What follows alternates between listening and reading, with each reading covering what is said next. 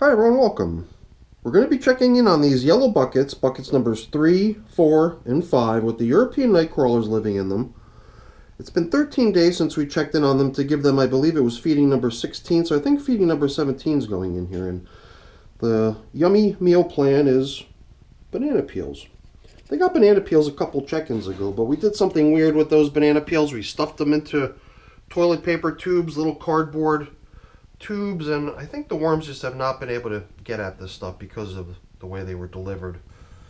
It seemed to me like putting the banana peels into cardboard tubes would be interesting, and that it would cause a whole bunch of worms to crawl down into the cardboard tube to get at the banana peel, but it didn't seem to me like it had happened exactly that way. So I mean, last time we didn't explore the cardboard tubes with the banana peel very much. And it's actually in buckets number 4 and 5 over on the bench that we still have the banana peels down within the cardboard tubes. Here in bin number 3 we actually did poke around with it, so I believe this might be the stem from that banana peel right here, and we actually unraveled the cardboard and separated the banana peel from the tube that it had been nestled down into. And I think that had a lot to do with the fact that it's now just down to a partially broken down stem versus being largely intact, which I believe is probably what we're going to find when we get over into the other two systems, where I did not disassemble the little combination of cardboard tubes stuffed with banana peel. There I left them. I found them, set them aside carefully, didn't mess with them, and we didn't disrupt their natural progress of getting broken down in the worm bin. So I think we even hinted at it during the last check-in that perhaps if we did bump into any such things today, we would actually just help them along at this point, because I mean, if the banana peel is still jammed down inside of a cardboard tube and getting no attention from the worms, well, that doesn't really jive with what we're attempting to achieve in our worm composting systems, right? We want them breaking stuff up. We don't want stuff shielded from worm activity by being stuffed into something. So I did kind of like try to see if I can locate along the way any fragments of the banana peel or even the cardboard tube. And it wasn't even just one cardboard tube, it was one cardboard tube jammed inside of another cardboard tube, so it was like a double cardboard tube into which we placed the banana peel. And well, seems like it's all gone by not being jammed together. So now I was careful with these fragments of corn cob that are kind of undergoing a little bit of a test. They went in soon after the systems were inaugurated and launched. So those corn cobs have been in the system like 150 days or something. For some reason, near 6 months is what rings in my mind as how long those, not 6 months yet, but I think almost 6 months is how long I think those banana peels have been in service. So before we drop in the food, I've got my prepared bedding here, which I thought we would give them a little handful of. I was a little bit surprised because last time we were in here we found a good bit of leftover bedding from previous check-ins. So I thought we'd find a lot today too, but we didn't. We found a whole lot of castings developing, worms all over the place, and a little bit of leftover in the form of the stem of the banana peel. And the worms did seem to nicely adopt their new top covering paper, which I think is going to hold up pretty good because it's actually part of a bag. The top part of the bag here, you could see even the ridge cut along the edge over there. Or maybe it's the bottom of the bag, I can't recall, but it's one of those really tough bags that had sugar in it, and it's probably going to hold up for quite some time versus just being a little flimsy piece of newspaper or something. So I don't know, we put the bedding in, we put the food in, we looked around to see how things look. In the case of bin bucket number 3, we didn't really feel that we had to do anything with the old cardboard encapsulated banana peel. But over here in buckets number 4 and 5, I am going to want to sort of take those apart and not leave them in that form anymore, so that they can finally start getting broken down instead of just hanging out. But like right here, there it is. I can already see it, and that means there's a pretty good likelihood that inside of it is still going to be the second cardboard tube. Like I said, these were a double, unless maybe the outer one has already come off and this is still just the remainder of the inner one or whatever. But as it comes apart, maybe it is the inner one and the outer one. But the banana peel, I think, is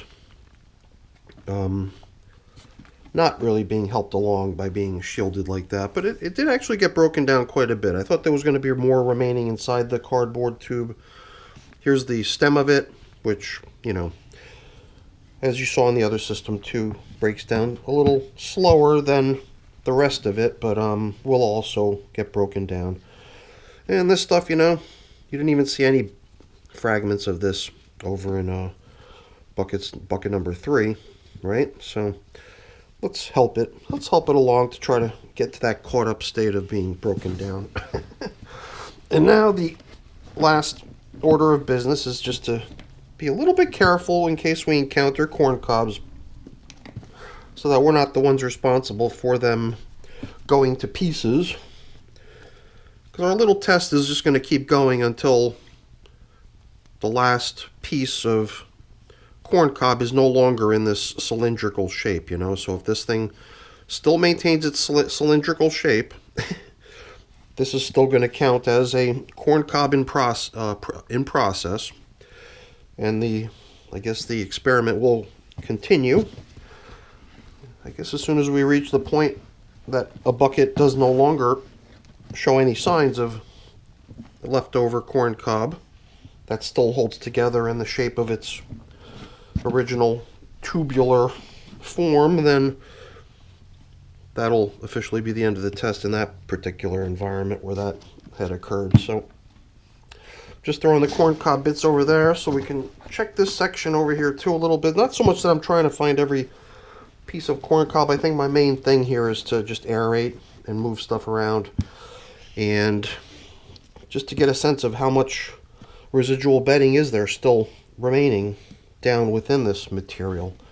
Because I'll be honest, the last time I was in here, less than 2 weeks ago, it did seem to me like the system had a good bit of leaves floating around in it still, and you know, clearly there's still signs of that happening. Leaves everywhere, but definitely showing signs of breaking down, if you ask me. And other bedding that was just mixed in with the bed. So I think this will be good. I was almost kind of contemplating maybe not even putting much, if any, bedding in during today's check-in, but it seemed to make good sense, and I knew that if I did, I would want to use my prepared bedding. Because at this point, putting more leaves in is just going to result in these systems being chock full of brand newly added leaf stems, which we're not going to want to try to have happening here. So system's over 200 days of age at this point. I'm going to be, I believe, leaning more towards bedding materials that are a little bit more easy for the worms to digest, versus stuff that's going to be leaving all kinds of fragments and residue behind. So let's press on. We've got one more bucket to feed here, bucket number 5, and then we'll be all set. Everything's been consistent for the most part, going from bucket 3 to 4, going from 4 to 5 should be even more consistent from the perspective of the cardboard tube probably still being intact in here. And I believe residual bits of top covering paper were also nowhere to be seen in buckets 3 and 4. So here in bucket 5, I believe we're just going to help some of this stuff along a little bit and not leave it out on the top surface anymore. It'll just get blended in with the rest of the system along with this contraption. So once again, yeah, you can see the inner tube of this one a little bit more distinctly. And here it almost does seem like there's probably a little bit more banana peel remaining. And the cardboard tubes are in somehow better shape too. Okay, so that was easy enough. I just managed to grab a little piece of it and it unraveled quite easily on its own. There goes number 2. And look at that. This whole thing is still hanging together. I mean, just barely. A piece of it just fell off. So under its own weight, it's barely hanging together anymore, but still clearly a recognizable intact banana peel plus stem.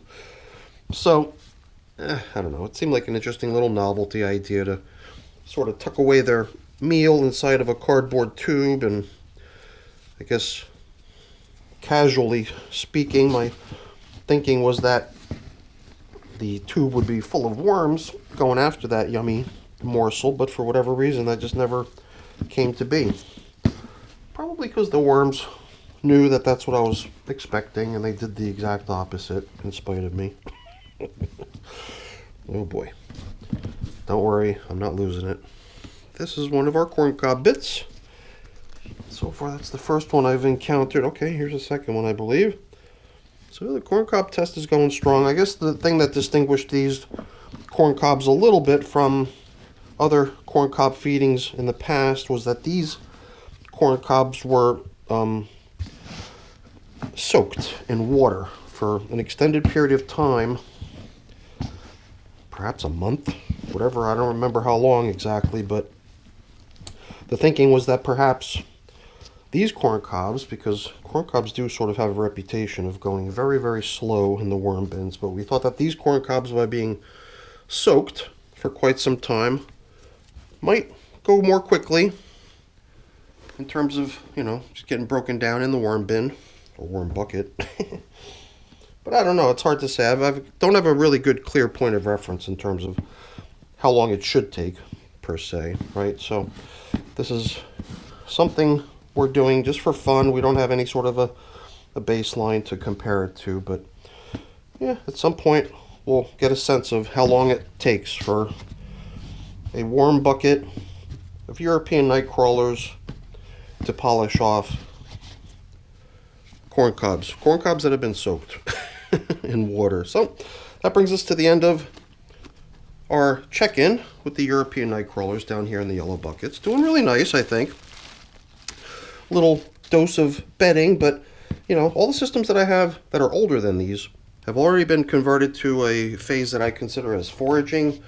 So while what we did here is, you know, composting of kitchen scraps, composting of bedding materials, when I go to foraging mode, I'll keep feeding them. So they would have gotten the banana today, but no new fresh bedding. So since the system is not quite at that stage yet, I do intend to keep using bedding in future check-ins, but probably bedding like what we used here today, stuff that's going to go a little bit more quickly than leaves, you know, with leaves taking forever due to their stems. So that's it for our check-in, everyone. Hopefully you enjoyed it. If you did, as always, please don't forget to leave me a quick thumbs up before you go. That's always really appreciated. And if you haven't done so already, please also consider subscribing to the channel. That's very much appreciated as well. All right, everyone, have a great day. Thanks for watching. Bye now.